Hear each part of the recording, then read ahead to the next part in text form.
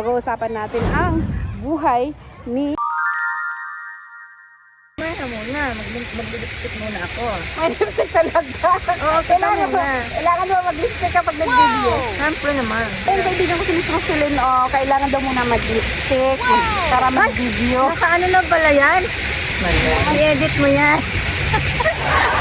Cut natin yan mamaya. Cut natin yan. Lakad kaya tayo doon. Tapos, Tara, magkakad tayo. Kapag hindi lang yung nakaupo tayo dito.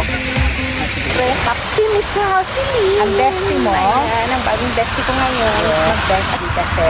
Wait lang, tapon natin ito.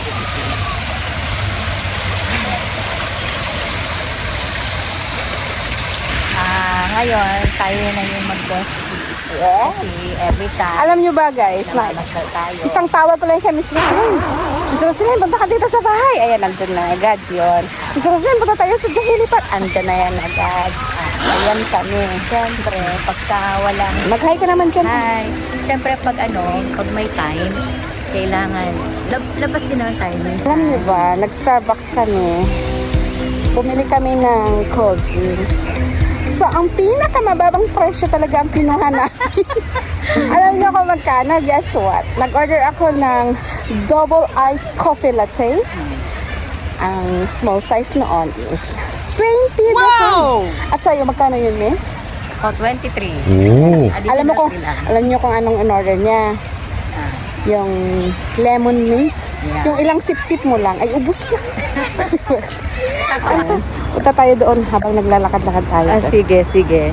Yun Lalakad nga, kami. yun nga. Yun, basta ganun lang. Yung, Ayan naman ang kaibigan mo nandito na. Kailangan, Ayan, may kaibigan kami dito. Ano, She's Miss Roselyn. Yeah. So now, naglalakad-lakad kami. Yeah.